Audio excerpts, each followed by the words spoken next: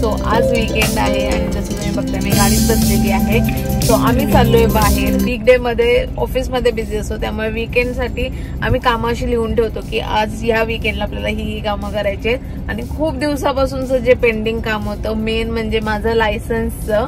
So लायसन्सचा असा issue झालेला होता की कंपल्शन नाहीये की लग्नानंतर सुद्धा आपल्याला नाव चेंज करायचंय, सगळे डॉक्युमेंट्स वरचं सगळ्या गोष्टी चेंज करायच्या आहेत. सो आम्ही मॅरेज सर्टिफिकेट काढलं, बट त्याच्यानंतर आम्ही माझं डॉक्युमेंट चेंज नाही केलेले होते. आणि माझं असं झालंय की मम्मीच्या घरी जे ऍड्रेस आहे तो ऍड्रेस सुद्धा आता नाहीये, कारण काही ती बिल्डिंग रिनोव्हेशनला गेलेली आहे, रिडेव्हलपमेंटला गेलेली आहे. आणि आमच्या घराचा ऍड्रेस माझ्या ह्याच्यात नाहीये. सो माझं लायसन्स येण्यासाठी तो प्रॉब्लेम येत होता की व्हेरिफिकेशनच कुठे होऊ शकत नव्हतं ऍड्रेसचं. सो त्याच्यामुळे मला ऍड्रेस चेंज करायचा होता. तो ऍड्रेस आता आम्ही चेंज केलेला आहे आधार कार्ड वरती. आणि सो आम्ही आता चाललोय आरटीओ ऑफिसला. ते सगळ्या ज्या फॉर्मॅलिटीज आहेत त्या पूर्ण करायच्या आहेत आम्हाला.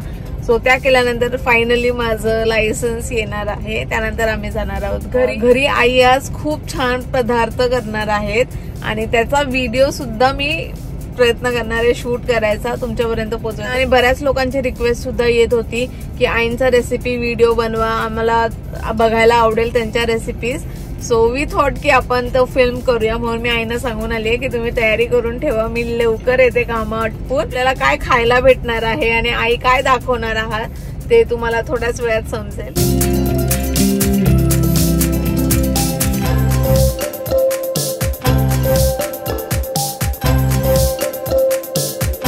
ही रेसिपी बनवतोय.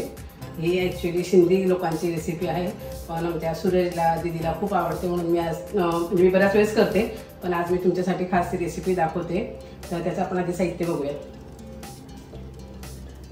तर ही आहे चिंचगुळाची चटणी, हा कांदा, हे डाळ आहे, तुम्हाला वाटलं तुम्ही बारीक शेव पण टाकू शकतात, हे टोमॅटो आहेत आणि डाळिंब आहेत. आणि मेन याचं आहे की चणा डाळ, 1 वाटी जर चणा डाळ घेतली तर अर्धी वाटी मुगाची डाळ घ्यायची, ती 2 तास आधी भिजत घालायची. मी तसंच केले, 2 तास भिजत घातली आणि नंतर हिला अशी शिजवून घेतली. तर ही या प्रकारात झाली. ते 3 शिट्ट्यांमध्ये होतं. आणि पक्वान म्हणजे हे आहे मैदा. तर याच्यामध्ये मैदा 1 वाटी, अर्धी वाटी रवा घेतला आहे आणि थोडंसं ओवा टाकलं आहे, मीठ टाकले, तेलाचं मोहन दिले आणि असं भिजवून ठेवलं आहे अर्धा तास. जसं आपण पुरींना भिजवतो तसंच भिजवायचं. दाखवते पक्वान कसं बनवायचं आणि त्याला कुरकुरीत करण्यासाठी काय काय कसं करायचं ते पण दाखवतो. आपण डाळ बनवणार आहे, तर डाळची रेसिपी मी इथं स्टार्ट करणार आहे.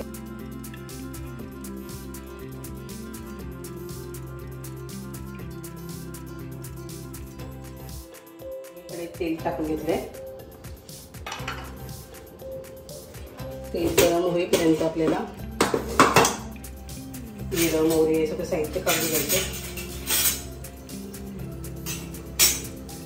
याच्यामध्ये कांदा वगैरे काहीच फ्राय करायचा नाही, फक्त जिरं, मोहरी याचीच फोडणी द्यायची आणि डायरेक्ट डाळ घालायची.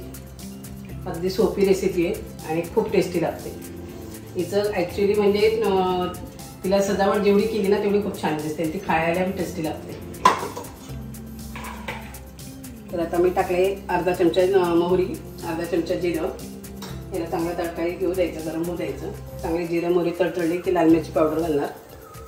त्याच्यामध्ये हळद, लाल मिरची पावडर, थोडासा गरम मसाला, हे चांगलं फ्राय करून घेते. त्याच्यामध्ये ही डाळ घालणार आहे.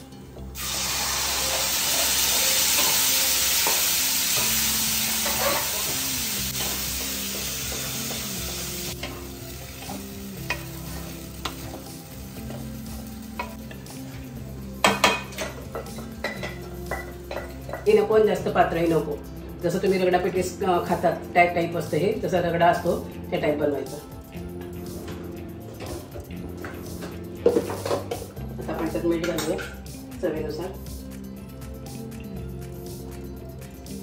या टाईपमध्ये असं घट्ट पातळ बघून घ्यायचं. तर आता हे परफेक्ट आहे. त्याच्यात मी मीठ घातलं आहे, फक्त लाल मिरची पावडर, गरम मसाला, जिरे मोहरीची फोडणी दिली. तर याला चवीसाठी, गोड आंबट चव येण्यासाठी म्हणून ही चिंचेची चटणी पण याच्यात घालतात आणि वरून पण सर्व. चिंचेची चटणी घातल्यामुळे खूप टेस्ट वेगळीच लागते त्याची, म्हणून त्याच्यात टाकायची शिजताना जरा. ही चटणी आपण 1 ते 1.5 चमचे टाकायची, कारण आपण वरती सर्व करणार आहोत. तर तिला 5 ते 10 मिनिटं शिजू द्यायचं. ॲक्च्युली डाळ शिजलेलीच आहे आपली, फक्त तिला एक वाफ येण्यासाठी ठेवायचे, एकजीव होण्यासाठी. आता ही डाळ शिजल्यानंतर आपण वरून हिला काश्मीरी लाल मिरची जी असते तिचा तडका देणार आहे. म्हणजे तिचा कलर खूप छान येतो, तर तो आपण नंतर देणार आहे. शिजते तोपर्यंत आपण पक्वानची तयारी करूया. तर पक्वानसाठी आपण 1 वाटी जर मैदा घेतला तर अर्धी वाटी रवा घ्यायचा, त्याच्यात मीठ घालायचं चवीनुसार आणि ओवा घालायचा. तर ओवा त्या क्रश करून घालायच्या, म्हणजे त्याचा स्वाद चांगला येतो. आणि त्याच्यामध्ये तेलाचं मोहन आणि पाण्याने भिजवायचं. तेलाचं मोहन हे असं आहे की मुटकी ओळेपर्यंत घालायचं, म्हणजे छान खुसखुशीत होतात ते. अशा टाईपमध्ये हा मैदा झालेला आहे. रवा असल्यामुळे तो फुलून गेला.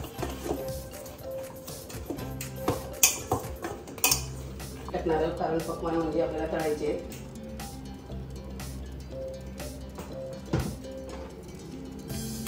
तर आपण आता तळणार आहोत म्हणून चिमणी स्टार्ट केली.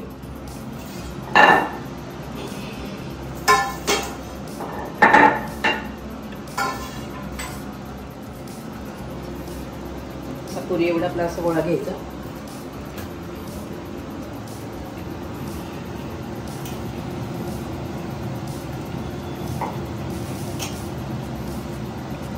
खूप जाड नाही आणि खूप बारीक नाही, असं मिडियम लाटायचं. याला काही आकार नाही, याला गोलच आकार असतो. याला काही वेगळा आकार देऊ शकत नाही, आपण गोलच द्यायचा.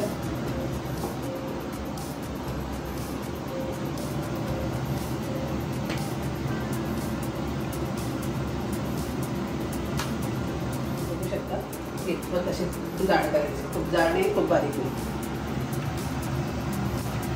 तर याला या फोकने आपण, याला कोणी फोक म्हणतं कोणी काटा चमचा म्हणतं, तर याच्याने आपल्याला असे होल करून घ्यायचे, जेणेकरून हे फुगली नाही पाहिजे, कुरकुरीत आली पाहिजे. खुसखुशीत होण्यासाठी हा मार्ग आहे.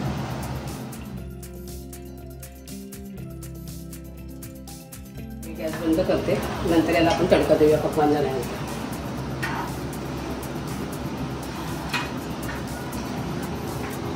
बघा किती सुंदर ग्रेव्हीसारखी एकदम छान आले. पॅटीससारखं रगडा पॅटीस जसं असतं तसं रगडा झाला आहे हा. आणि इतपतच शिजली पाहिजे डाळ, पण कच्ची नको लागायला, त्यानं डाळ असते म्हणून.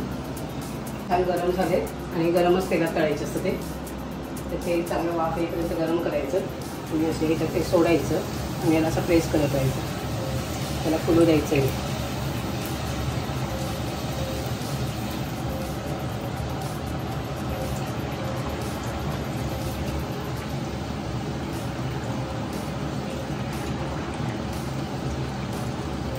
असं तांबूस लाल रंगात तळून द्यायचं.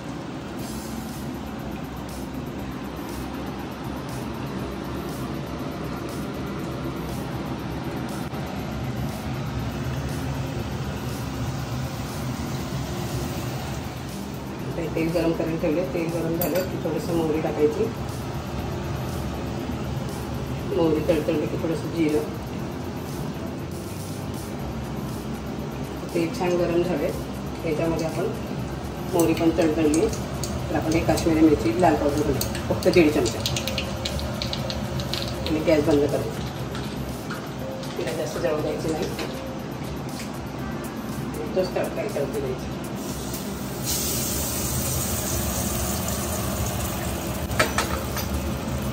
झाली आपली डाळ.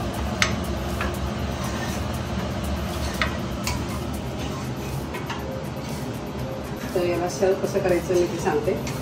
2 प्रकारे करतात. कोणी कोणी बाउलमध्ये हे डाळ आणि त्याच्यावर सगळं साहित्य टाकून देतं, शेव, कांदा आणि टोमॅटो वगैरे. आणि कोणी कुठल्या भागात त्याचे तुकडे करतात त्या नानचे आणि त्याच्यावर सर्व करतात. मी 2 प्रकारे तुम्हाला करून दाखवते. तुम्हाला दाखवते किती कुरकुरीत सगळं. तुम्हाला आवाजावरूनच कळालं असेल किती खुसखुशीत आणि कुरकुरीत झाले. आता आपण याच्यावरती ही डाळ टाकूया.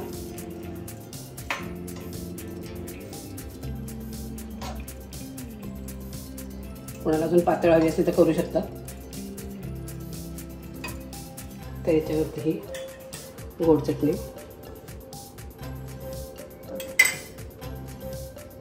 कांदा मी हातानेच टाकते कारण ते सगळीकडे लागेल, स्पूनने टाकण्यापेक्षा. हे डाळिंब,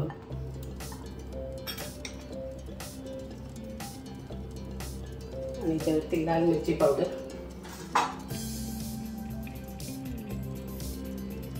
थोडंसं चवीला घातलं तर मीठ नाही तर गरज नाहीये, आपण बरोबर टाकलेलं असतं, पण एक चवीला म्हणून टाकायचं.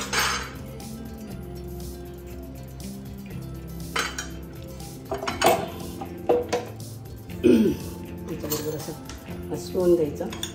परत त्याच्यावरती 1 चमचा चटणी टाकायची.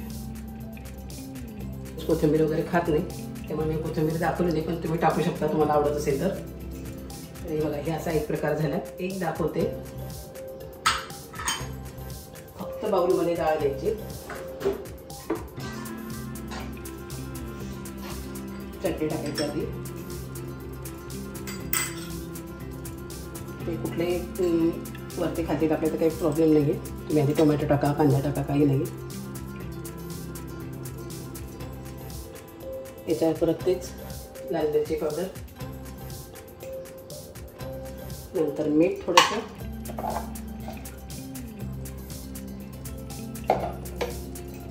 परत गोड चटणी आणि फक्त साईडला द्यायचं आणि त्याच्याबरोबर स्पून द्यायचं.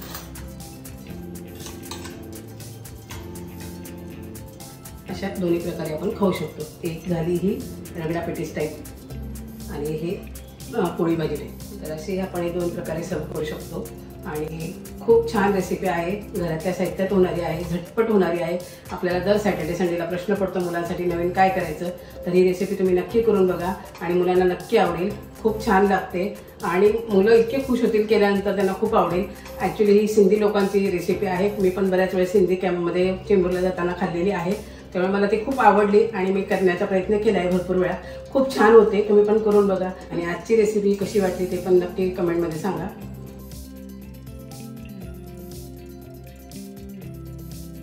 सूरज आता आपल्याला टेस्ट करून सांगणार आहे कसं झालंय ते. मी ऑलरेडी टेस्ट केलंय, मस्त आहे. छान झालं ना. आई असं काहीतरी वेगळं करून दाखवतात तर अजून छान वाटतं. सॅटर्डे संडेला वीकेंडला असं काहीतरी वेगळं खायला मिळालं म्हणजे अजून काय पाहिजे. तर आईनी तर ही रेसिपी तुम्हाला दाखवलीच असेल, तर तुम्ही पण तुमच्या घरी ट्राय करा. आणि जर तुम्हाला आईकडून अजून रेसिपी शिकायचं असेल आणि काय शिकायचं असेल तर तुम्ही नक्की आम्हाला कमेंट्समध्ये सांगा, सो दॅट आई परत त्या गोष्टी पण बनवून दाखवते. आता मी एन्जॉय करतो.